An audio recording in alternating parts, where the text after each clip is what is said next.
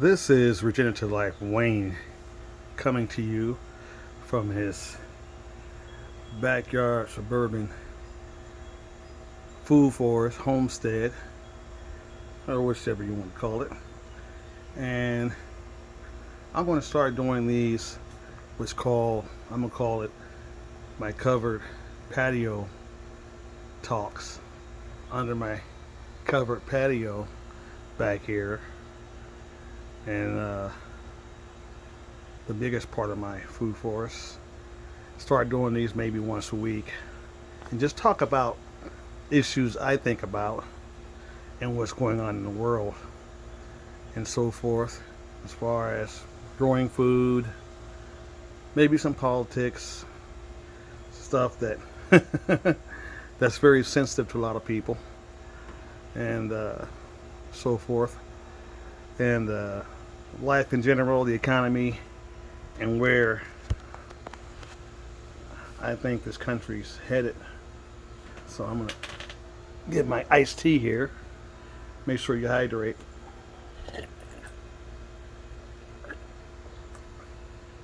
Watching the news this morning about the economy, about these high interest rates, high inflation, food shortages, and it's real, people. Listen to truckers, watching the news about the truckers, and especially the truckers who are owner operators, the self-employed truckers who work for themselves, and they're really struggling right now. We got to realize we haven't even recovered yet from that big virus. We haven't recovered from that big virus yet, people. And we have, so we're still rebounding from that. The shipping infrastructure, the shipping and transportation infrastructure to ship all our goods, and beautiful butterflies flying around.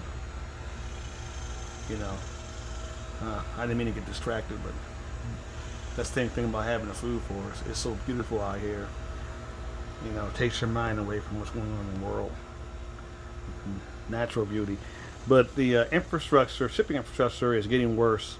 With these increased diesel fuel prices, a lot of these truckers either have to raise the cost per mile of their shipping fees, or they're going out of business.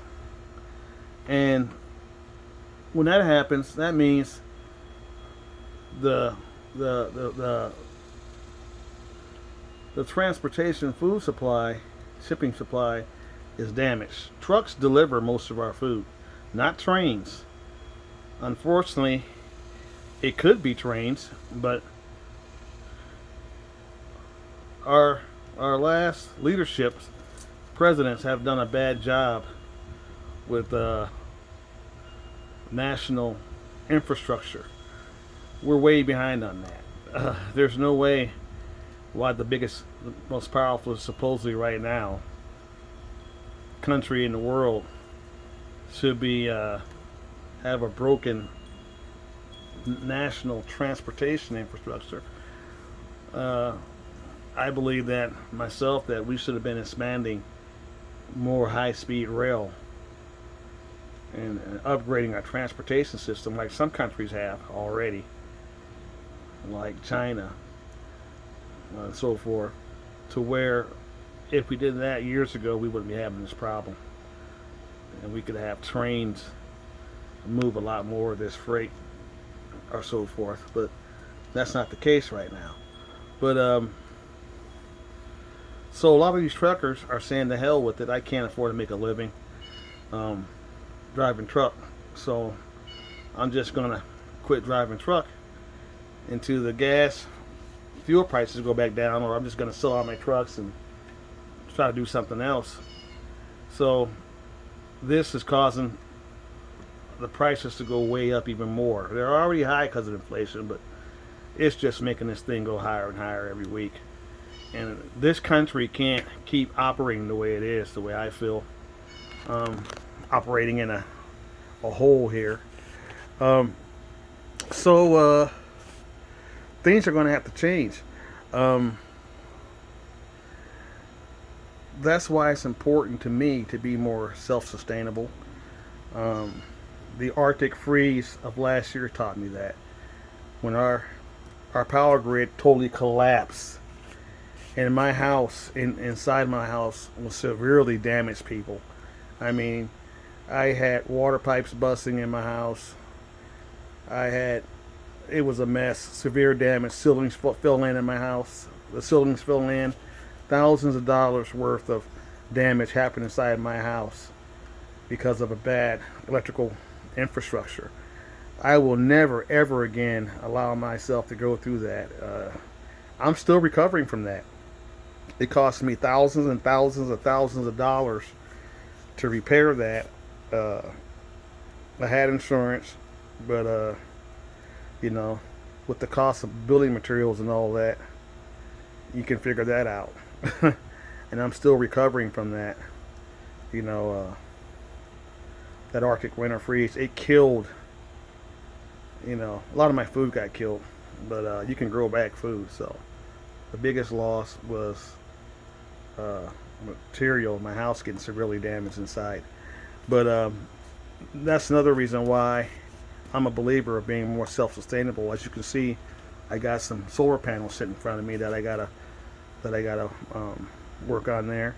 I'm a firm believer in putting solar up anywhere you can on your home um, to provide electricity in case we have another grid down here. We can lose the grid anytime here in Texas.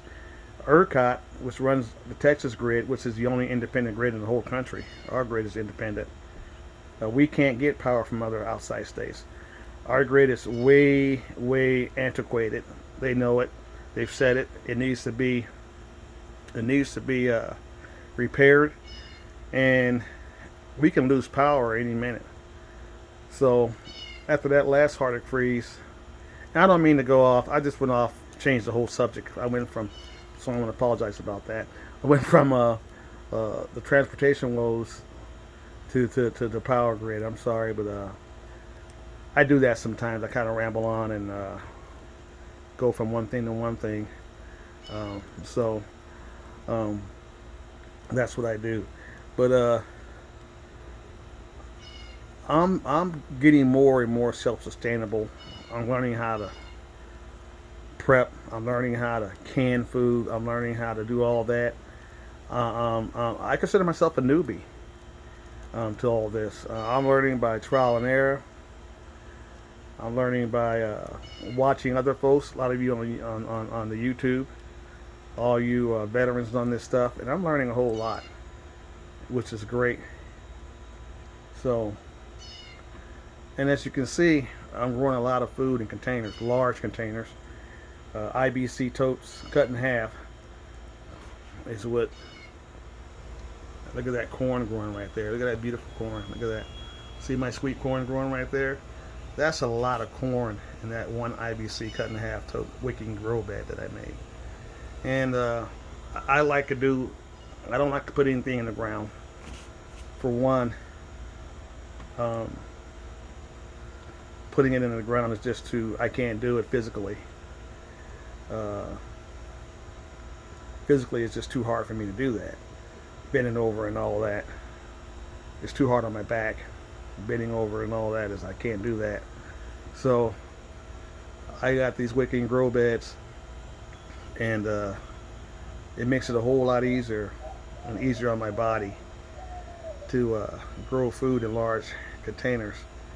And also, with wicking grow beds, each of these has its own reservoir, water reservoir in the bottom. So it conserves a lot of water by doing it this way. I'm not wasting water at all, period. I mean, you would be surprised. There's no runoff. How much water, less water I'm using by doing it this way, growing in these very large containers. And then you can control the environment a lot better, a whole lot better. I do my own soil mixes, so I'm not worried about the soil, uh, because I create my own soil mixes and all that. As before I showed you in my previous videos with worm castings and all that, and that's what everything's growing in out here. So, and it's growing well, as you can see. And you can grow a lot of food in a small space. I know I just switched the topic again, but that's okay. You can grow a lot of food in a small space in these large wicking grow beds here. And like I said, my goal is to be more self-sustainable, and so forth. And you know, would I like to have some more acreage? And I'm going to have some land, people. I mean, I'm not going to sit here and everything ain't for social media. I'm not going to sit here and say when it's going to happen, but it's going to happen soon. Do I want 15, 20 acres? Actually, I don't, because I'm just a small homesteader here. I'm not a farmer. To me, farmers are people who grow food to sell food. I'm not doing that. I grow things, food to eat, and I grow it because I enjoy growing it. I enjoy it. I enjoy sitting out here on my back covered deck, watching the butterflies, watching the bees, watching the little lizards out here. That's all throughout the food forest. Watching all the beauty, all the growth, the flowers, the roses, everything. And that's what I enjoy. Like this guy right here, see? Look at him. He's hunting. He's hopping for bugs, hopping up, trying to grab bugs out of the air. I got these guys all over my food forest back here. And there was nothing back here until I started planting in these large containers. And now these guys are everywhere. They hibernate in the soil when it gets cool outside. And then we have very, very short winters. And as soon as it gets real warm, they come out. And these guys are just awesome because they eat all the bugs. Free pest control. They're like little dinosaurs, and I enjoy sitting back here drinking my tea and water, watching these guys, do their thing and so forth. And they're all over the place. And so back to what I was saying. So as I go on this journey of growing food, and I see what's going on in the world, in the country, with politics, and right now our leadership right now is horrible. I want to say that, and I know everybody's got their own opinions when it comes to politics. I'm not a Republican, and I'm not a Democrat either. I'm independent, people. I'm independent, and I'm also a veteran who served in the United States Navy for many, many, many years, in wartime also. So I'm independent. I've been around this world quite a few times, served in 2 wars, and so my idea from seeing the world and being to a lot of what they call third world countries. I don't even like that term, third world country. I don't like it because a lot of these places that they call third world countries that I've been to are more or less violent than here in good old USA. I think we're one of the most violent countries to live in as far as how we take each other out.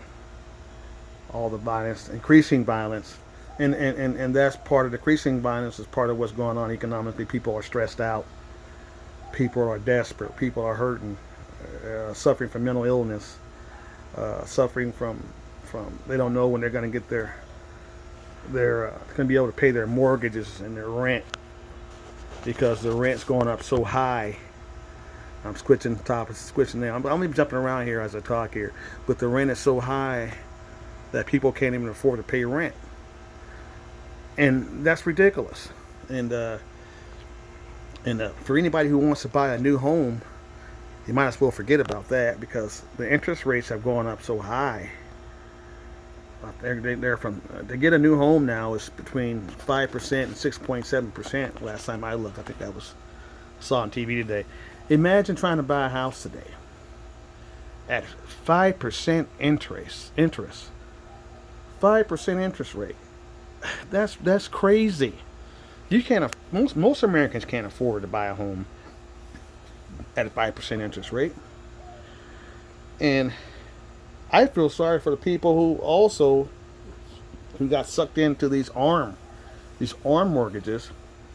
You know that what that does is happens is if the interest rates go up, so does your house mortgage. A lot of people got stuck in these arm mortgages. They weren't smart enough. They should have saw this coming. And talking about this for a while to a lot of people I know. They should have saw this coming, and they should have switched from an arm to a fixed mortgage before the interest rates went up 5 months ago. Now it's too late. So you're going to see the next big housing bubble burst. 2008 was nothing. Wait till these people start foreclosing on all these arm mortgages. They're saying, oh, we're borderline recession. People, we're already in a damn recession. Excuse my language. We're already in a recession. Don't let these crazy politicians fool you. Look how much it costs to put gas in your car. Look how much it's costing you to buy food, utilities. We're already in a freaking recession. If you're not, to me, if you're not trying to grow some of your own food, I don't care where you are. I don't have an acre of land. All I have is this backyard, and to grow some food in, and I'm doing it, and I enjoy it, and I've been doing it for years actually, before I got on the tube. And if you're not trying to grow some food right now, if you're not trying to do what the ancestors did before us, you're putting your hand in rich soil, all that. Also, putting your hand in soil is a good way to de-stress. Sitting out here drinking my tea,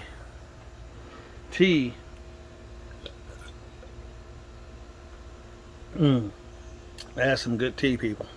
And watching the butterflies, watching the birds, watching these lizards, watching my roses, watching my zinnias, watching all my food grow back here is mentally satisfying.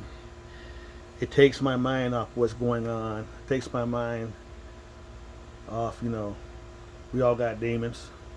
Some of us have more than others. I'll say that, but that's a whole other topic. But it soothes me, it detoxes me mentally and physically. So hear those wind chimes, it's peaceful. So we gotta find ways to be more self-sustainable, is all I'm saying, to grow our own food and so forth. And our system of capitalism is designed so that they want you to just be a consumer. They don't want you to grow your own food. Isn't that crazy? Corporate America does not want you to grow your own food. They don't want you to become self-sustainable. They don't want you to eat healthy.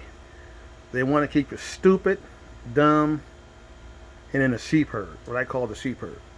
They want to keep you codependent on them so that you're relying on them for your food, water, shelter, energy. So you keep spending that money, and they keep making billions.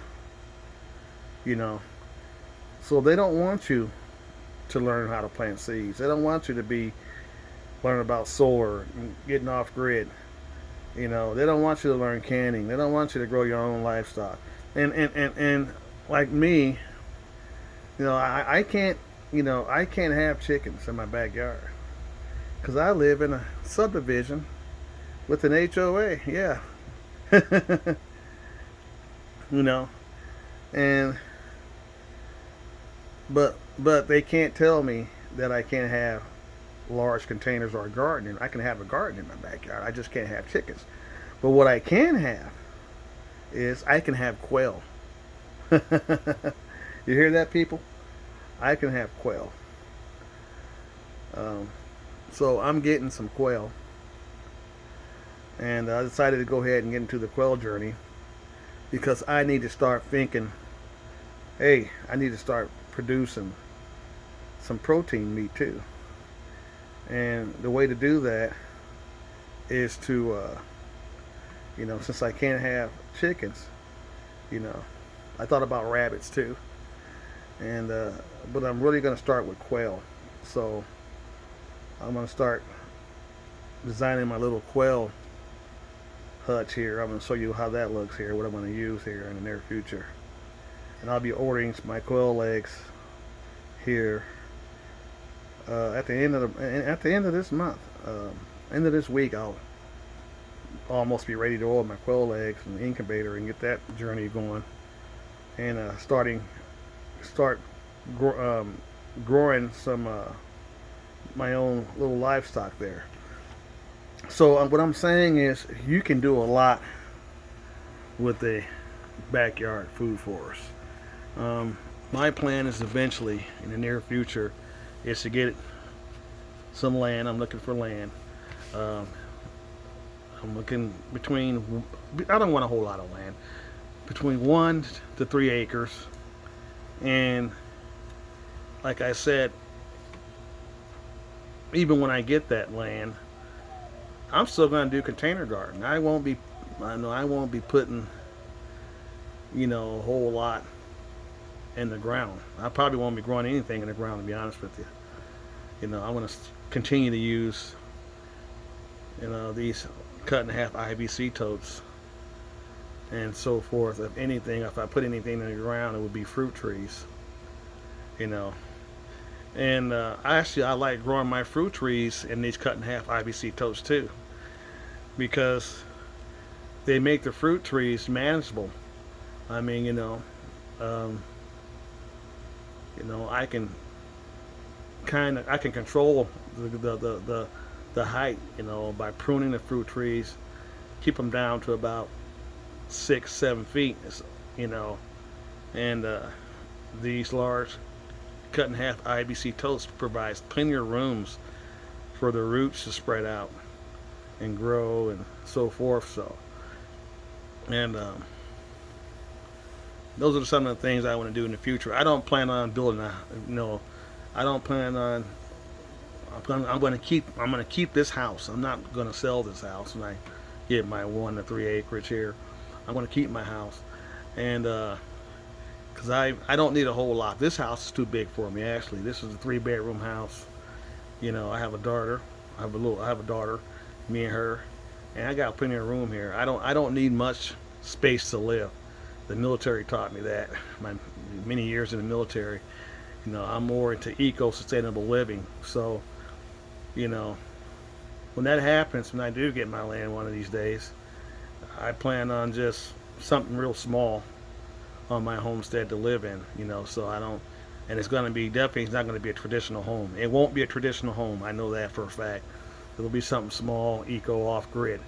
The land is what's important to me, so, and everything, and growing food and having my own space, so, and I think we all need to have a little bit of land. The way it's going, the way the world's going, the world's population is growing. There's going to be a food shortage, continued food shortage due to this man-made weather change. So, it's good to have a place to go to, another safe property to go to, where you can get away and grow some food and be secure.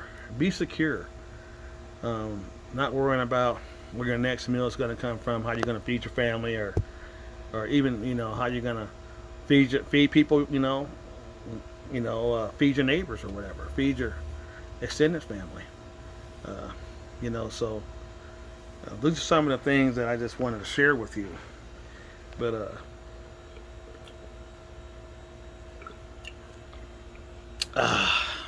I call this tea time on the back patio.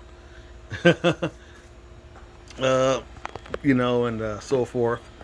Um, so I was watching the stock market, and I'm interested to see how the stock market's going to do today. Uh, I think it's going to crash eventually. I think the market's going to crash. Uh, we're in a recession. Uh, so I think it's only going to get worse. I'm just a realist, you know, and everything. So I've learned that it's best to be a realist and not sit here and ignore what's going on and just, like I think most Americans do. I think we're too codependent on our government. And if this bug this bug didn't teach us anything, that we it taught me a lot. I mean, I will never go back to the way I used to think and live. If this bug didn't taught us anything, it should have taught us that you can't count on the government. You can't count on the government. Nobody's coming to save you. You hear that? No one's coming to save you. We need to get that in our heads, you know, and so forth. So, and like I have a daughter, one child. She's beautiful, beautiful little girl. She's gorgeous. Um, she lives in another state, but she comes down here, and I go up there. But she's 10 years old, and I'm teaching her how to grow food and be more connected to the earth, keep being more grounded. Because the way this world is going, with all the stuff that the kids can get caught up into, and social media and all the distractions, we're surrounded by too many distractions. We don't get enough. We don't get out and put our hands in the dirt enough. We don't look out, take time to breathe the air and meditate and sit still and watch the birds, watch the bees, grow food. No, we need more of that because there's too much violence. There's uh, too much death in this country now, and you know, nothing like coming up, me getting up. The first thing I do is I get up. I give thanks to the Most High. I give thanks to the Most High for waking me up. And I come out here on my back porch, or I go to my other side over there where my dragon fruit garden is, on the other side of the house. And I water my plants. I meditate, drink my tea, drink my ice water, water everything. And I, enjoy the day. It doesn't take much. Another thing about um, container gardening is it doesn't take a whole lot of work. Once everything's planted in these containers, it's you're on cruise control. All you gotta do is come out here and water, do a little watering, every day or whatever, and so forth. And there's a lizard. Look at him. See him climbing up that trellis, doing this little mating dance. He's sticking this little thing out there, trying to get females. If you can see that lizard, I don't know if you can see him on there. There he goes. But it's so easy to do this stuff, container gardening. So instead of like I said, me putting stuff in the ground ain't gonna work for me. I gotta, I can't do that. Bending over and all that is just hard on my back. So, and everything else. So, once you get these, container gardens up, and I say this, for people who are disabled, you can still do this, especially container gardening. You can container garden. You don't have to. You can hire somebody to come out. Set your big grow beds up for you. Have them do all the hard work, putting all the soil in there and mixing the soils. And then once you have somebody come in and do that, all you got to do is plant the seeds and water. That's all you got to do. and you're off and running. So there's people in wheelchairs who container garden because they don't have to worry about bending over, lifting heavy stuff. You know, containers are high enough to where they don't have to bend over. They don't have to. They don't have to weed, do any weeding or any of that stuff. So anybody can grow food. Anybody can grow food. Everybody should grow food, and so forth. As you can see, I got shade cloth up back here over some of my wick grow beds because the sun rays are so intense that were just burning everything up in my grow beds here. They were burning everything up, and due to this man-made weather change, so I had to get the shade cloth put up, and it's made a huge difference. Everything's more happier now. Everything's now growing good, and that's just going to be the way it's going to be now for a lot of us who grow food. We're going to have to adapt. Going to have to adapt to grow food as this climate continues to change due to us people. Our dependence on oil, so. And so this is my first what I call cold tea under the cover patio talk. I'll do maybe twice a month or once a month. I'll do these and just come out here and talk about things, about what's going on in the world, the food shortages,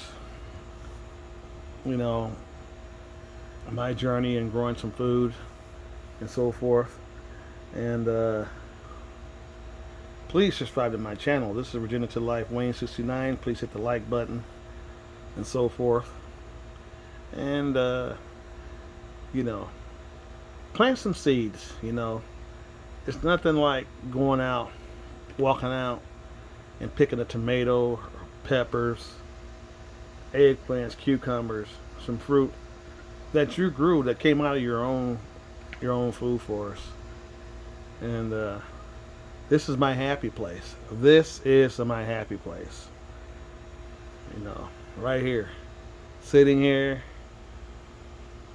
on my back covered patio deck, watching the food grow, watching nature, feeling the cool breeze under this shaded porch. Thank God for that. I wouldn't be able to sit out here. Watching the butterflies. I got all those. I get tons of butterflies, swallowtails, monarchs flying around here. You want to plant stuff for the pollinators, and man, I haven't seen any honeybees. I forgot to talk about that, and I'll get out of here. I haven't seen any honeybees. Our honeybee population got decimated for here on the Arctic freeze last year, and it just killed off our honeybee population. And if it wasn't for the bumblebees, man, I'd be in a hurting for pollinators right now, because the bumblebees are the ones doing all the pollinating in my food forest. Because the honeybees population has to bounce back.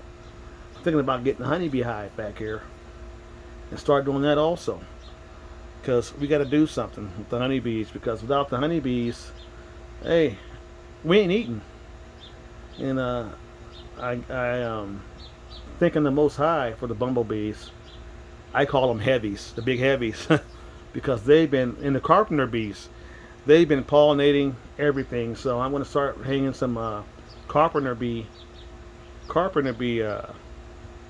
houses around my property here to attract them. And I'm always planting flowers, all the pollinating plants to attract the pollinators. So I got to start doing that more to provide a good habitat for the pollinators to live. And I don't spray anything around here because that's another problem. We're spraying everything to death too. So I don't use any pesticides in my food forest. So. And with that, I'm going to sign off. And until my next back porch patio tea talk.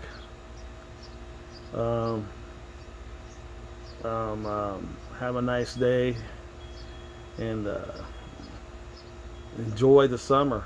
Get back here and plant some stuff. This is Regenerative Life Wayne 69 signing off.